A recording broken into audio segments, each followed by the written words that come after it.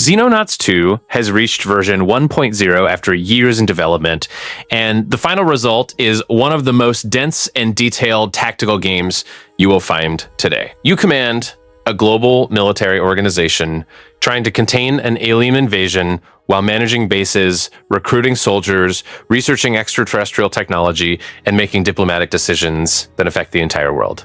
Sound familiar? Yes, the influence of the classic XCOM is in every detail. But Xenonauts 2 is not just a copy. It has its own systems, very specific design choices, and secrets that most players simply ignore. There are things happening in the strategic layer, in the tactical battles, and even in the game's lore that will surprise you. So today we are going to explore 10 interesting facts that the game never explains directly to you, and some of them might completely change the way you see the game. I'm Matthew, and the video is about to start. If you played the first Xenonauts, you know very well what it looked like visually. 2D sprites, an aesthetic closer to the 90s classics, that retro charm that many people loved, but which also had its clear limitations. Xenonauts 2 decided to completely break away from that and take a huge leap, adopting the Unity engine with fully 3D graphics. And look, it's not just a matter of looking pretty. This change directly impacts how you play and how the world around your soldiers reacts to your actions. With the 3D engine, Goldhawk Interactive managed to implement something that any fan of tactical strategy loves: real environmental destruction. Walls break, cover disappears, the environment changes dynamically during combat. In the first game, cover was almost a constant, something you could depend on with a certain predictability. Here, an alien with the right equipment can simply demolish the wall you were using for protection, and that completely changes the dynamics of each mission. The free camera rotation is another detail that seems simple but transforms everything. On 2D maps with a fixed isometric perspective, you sometimes couldn't see what was happening behind a structure, which generated those frustrating situations of losing a soldier due to lack of visibility. With the 3D camera, you can rotate, adjust the angle, and really read the map the way a real commander needs to. Object physics also enters this equation because grenades, explosions, and even the positioning of downed enemies now have real weight and consequence on the terrain. And do you know what is most impressive about all this? Goldhawk Interactive is a relatively small independent studio, and making this transition from 2D sprites to a full 3D engine with physics and environmental destruction is no small feat. You know that feeling of playing something and realizing that the game's setting pulls you in a completely different direction than you expected? That's exactly what Xenonauts 2 does with its setting. The game takes place in 2009, but not the 2009 you know. In this alternative timeline, the Cold War never ended. The Soviet Union still exists, the Berlin Wall is still standing, and the world remains divided between two superpowers that can barely look each other in the eye, even in the face of a much greater threat coming from space. And what makes this so fascinating is the mix of eras that the game puts in front of you. You are dealing with technology and equipment inspired by the classic espionage era, those vibes of secret operations, hidden bases, and Cold War tactics, but at the same time facing alien ships and extraterrestrial technology that shouldn't exist in any timeline. It's as if you took an 80s espionage thriller and threw an alien invasion in the middle of it. The contrast works very well and gives the game a unique visual and narrative identity. This also changes the way the Xenonauts operate within the game. The organization exists because the US and the USSR needed neutral ground to deal with the alien threat together, even while hating each other. So there is a constant political tension underneath it all, because you are not just managing troops and resources, you are balancing the interests of nations that are still in a geopolitical stalemate while the entire planet is under attack. This strategic layer becomes much more interesting because of this premise. The most incredible detail of all this is that Goldhawk Interactive left a lot between the lines for you to discover. The lore doesn't hand you everything on a silver platter. You piece together this puzzle of how the world reached this point throughout your playthroughs, and this creates a genuine curiosity about the game's universe. Xenonauts 2 reached version 1.0 on April 2nd, 2026, after almost 3 years in early access. And this careful world building is one of the reasons why the game deserves much more attention than it usually gets.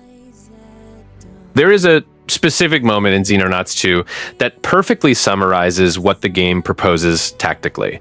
You position your soldiers behind a solid wall, feel safe, calmly plan the next move, and then an alien simply destroys that wall. It doesn't damage it, it doesn't create a small hole, it destroys it.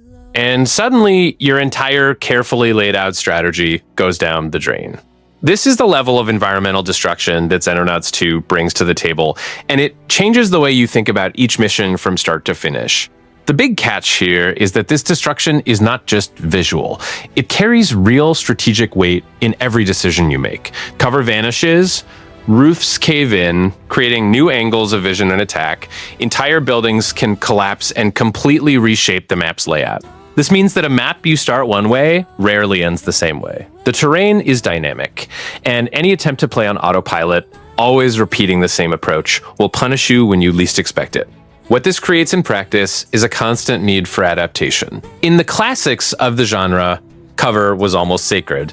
You identified the right spots on the map, positioned your men, and executed the plan. In Xenonauts 2, you still do this, but with the awareness that at any moment, the environment can be rewritten by combat. Grenades, heavy gunfire, vehicle explosions, everything contributes to this real-time map remodeling process, and this requires you to think several steps ahead while remaining flexible enough to improvise. And there is an interesting psychological side to this that few people mention. Environmental destruction works for you too. If there is a group of aliens entrenched behind a structure that seems impossible to flank, you simply tear the structure down. It's an immense power that the game gives you, but it comes at a price, because the aliens think the exact same way. This symmetry is what makes the system work so well. Xenonauts 2 turns each mission into a tactical engineering problem, where the map itself is a constantly changing variable, and this is exactly the kind of challenge that makes you want to play just one more round, even when it's late at night. If you are coming from modern tactical games like XCOM 2 or Mario plus Rabbids, you are going to feel a huge difference as soon as you start playing Xenonauts 2. Forget the 2 action per turn system. No moving and shooting, that's over. Xenonauts 2 uses the classic time unit system, the same one the original 90s XCOM used, where each soldier has a reserve of action points that is individually consumed by absolutely everything they do on the battlefield. Moving a step, turning their body, crouching, reloading, shooting once, shooting twice. Each of these actions has a specific TU cost, and you need to manage this reserve very carefully throughout the turn. What this changes in practice is the level of control and responsibility you have over each soldier. In the 2 action system, the decision is relatively binary. You move or you don't move, you shoot or you don't shoot. With time units, you are constantly making calculations. Is it worth moving 3 squares further to get a better angle if it means only having enough TU left for a less accurate shot?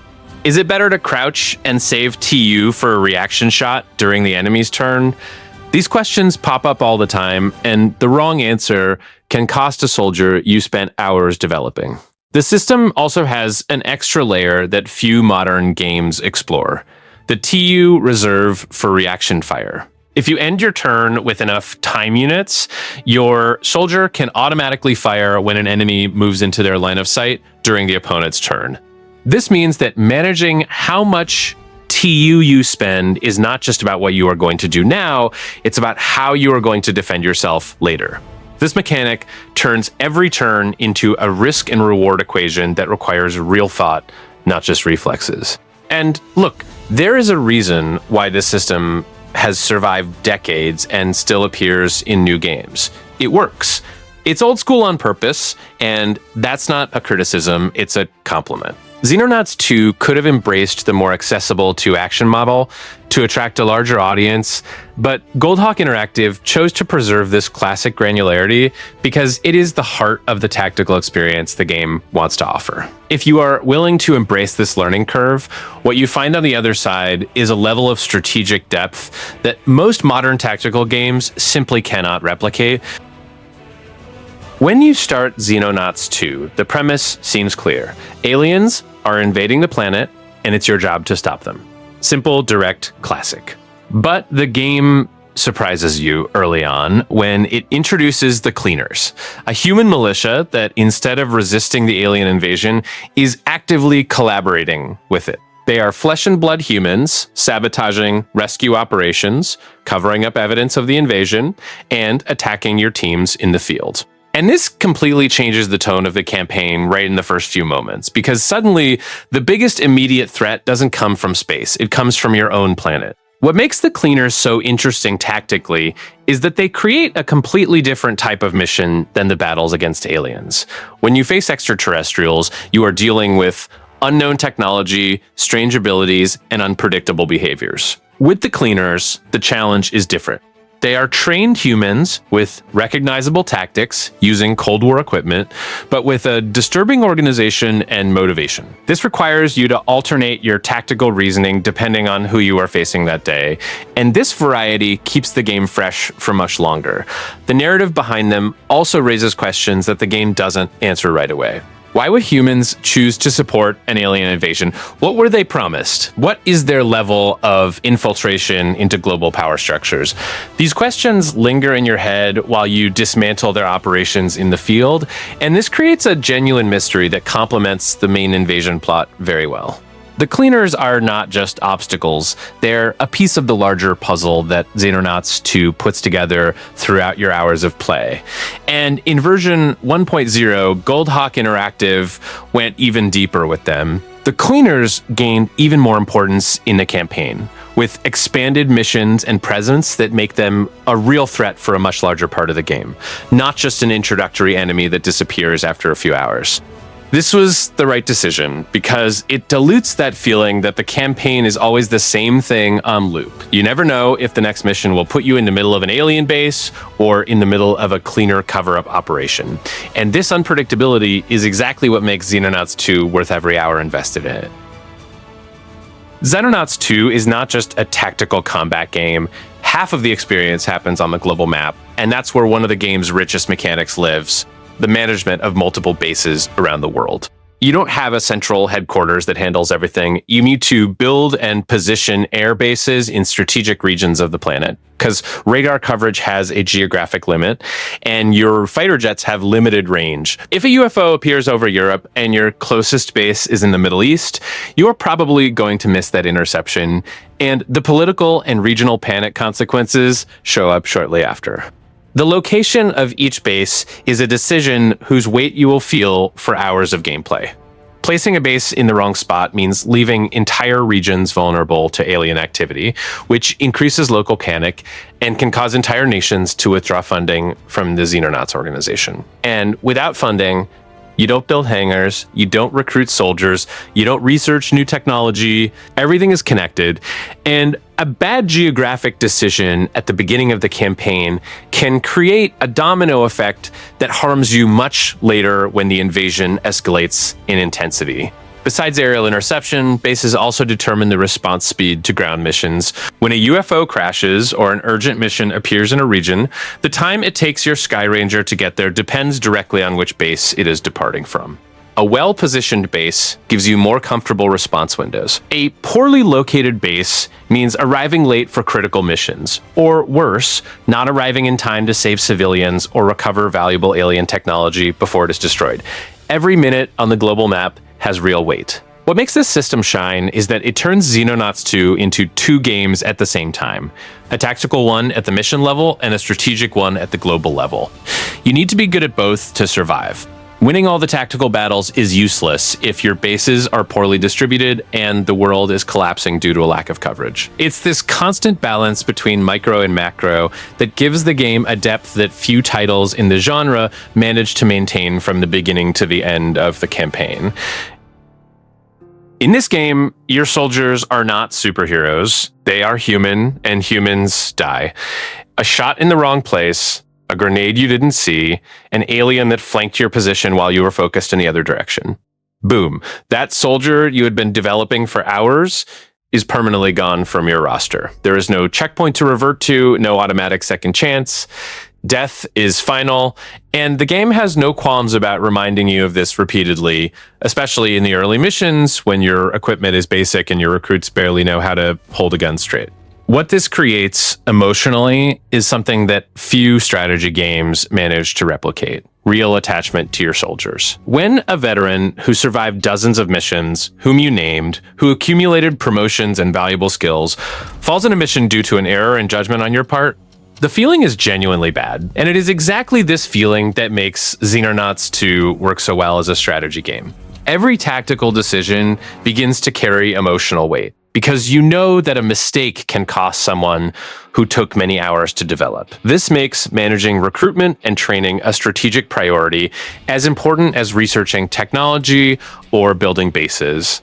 You must always have a pipeline of recruits being trained, because losing 3 veterans in a tough mission without having ready replacements can cripple your operations for a long period.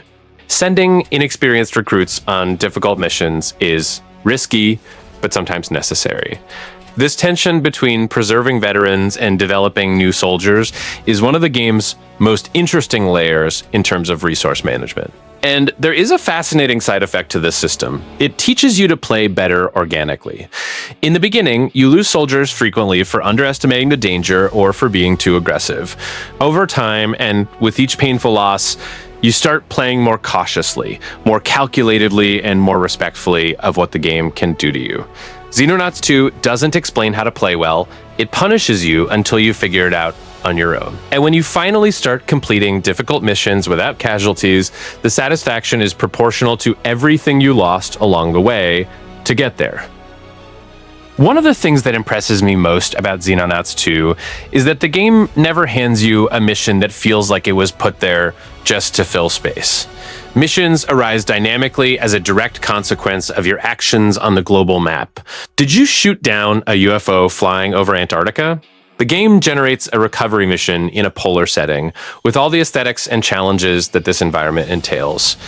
Did you ignore a region for too long? Alien activity in that area escalates, and the missions that pop up from there will reflect that. Nothing is rigidly prescripted, and this difference is huge in practice. This means that 2 campaigns played by different people will rarely have the same sequence of events. What happens in your game is an emergent story built by your choices, your mistakes, and your successes on the global map. If you are efficiently intercepting UFOs over Europe, the alien pressure shifts to other regions. If you lose a lot of fighter jets in one region, the aliens start operating with more freedom there. The game is constantly reacting to what you do, and this feeling that the world responds to your actions is what makes Xenonauts 2 feel alive in a way that few tactical games manage to achieve. The layer of real nighttime and weather conditions pushes this even further. Prioritizing new armor means your soldiers survive longer, but your weapons remain weak. Focusing on weaponry means more offensive power, but also more casualties because your protection is still limited. These choices shape the playstyle of each campaign differently, and rarely will 2 runs played by the same player have the same technological progression. And there is a detail that goes beyond pure mechanics. Research builds the game's narrative in an organic way. Every completed project comes with reports from your scientists that expand the lore, revealing information about the aliens' biology, the origin of the invasion, and the cleaners' motives. You don't get the story in long cutscenes, you discover it through laboratory work. Xenonauts 2 understands that in a game about unraveling an unknown threat, research should be both a progression tool and a way to tell a story. And it executes this idea with a competence that deserves recognition. One thing that separates games that last for years from those you finish and forget is the community that forms around them. And Xenonauts 2 was built with this in mind early on. The game reached version 1.0 with native mod support and full integration with the Steam Workshop, which means that anyone with the desire to modify the game has an accessible platform to create, publish, and share their work. This is not a rushed add-on feature. It is a design decision that Goldhawk Interactive built along the way to the final release.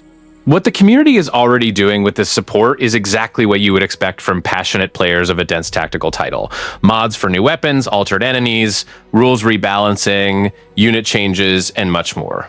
And this is just the beginning, because mods of this kind tend to grow exponentially as more players flock to the game and find things they want to change or expand. The history of sci-fi tactical games is full of communities that transformed good titles into extraordinary experiences through mods. And Xenonauts 2 is clearly positioned to follow this same path. Mod support also has a very practical effect on the game's longevity. Xenonauts 2 is already a title with a long campaign and considerable replay value by design, but when you add the ability to install mods that change the balance, add new mission types, or completely alter technological progression, every new playthrough can be a different experience from the last. This is especially important in a genre where the gameplay loop repeats quite a bit, and having the community constantly injecting new content keeps this loop interesting for much longer. And there is something worth highlighting about Goldhawk's decision to embrace modding so openly. It is a sign of confidence in the game itself and in the community. Studios that are afraid of mods are usually protecting something fragile. Opening the game up like this says that the foundation is solid enough to be expanded, altered, and reinvented without losing its identity. Xenonauts 2 arrived at 1.0 as a complete game, but with Steam Workshop integrated and an already active community creating new content, the feeling is that the game is just beginning to show its full potential. One of the things that impresses me most about Xenonauts 2 is that the game never hands you a mission that feels like it was put there just to fill space. Missions arise dynamically as a direct consequence of your actions on the global map. Did you shoot down a UFO flying over Antarctica? The game generates a recovery mission in a polar setting, with all the aesthetics and challenges that this environment entails. Did you ignore a region for too long? Alien activity in that area escalates, and the missions that pop up from there will reflect that. Nothing is rigidly prescripted, and this difference is huge in practice. This means that two campaigns played by different people will rarely have the same sequence of events. What happens in your game is an emergent story built by your choices, your mistakes, and your successes on the global map. If you are efficiently intercepting UFOs over Europe, the alien pressure shifts to other regions. If you lose a lot of fighter jets in one region, the aliens start operating with more freedom there. The game is constantly reacting to what you do, and this feeling that the world responds to your actions is what makes Xenonauts 2 feel alive in a way that few tactical games manage to achieve. The layer of real nighttime and weather conditions pushes this even further. Night missions drastically reduce your soldiers' field of vision, forcing a completely different approach from day missions. The same area that feels manageable by day turns into a tense minefield at night, when you can barely see 2 meters ahead, and any movement in the dark could be an alien waiting for an opening. And the different tile sets, urban settings, forests, deserts, polar areas, ensure that the visuals and challenges of each mission vary consistently throughout the campaign. What all this creates together is an experience that resists repetition much better than most games in the genre. When missions are pre-scripted, the second campaign starts to feel familiar way too soon. In Xenonauts 2, since each mission is born from dynamic variables, weather, time of day, UFO location, level of alien activity in the region, you rarely get that "I've seen this before" feeling. It's a design that demands much more from the studio to work well, but when it does, it turns the game into something you can play for hundreds of hours without the experience running dry.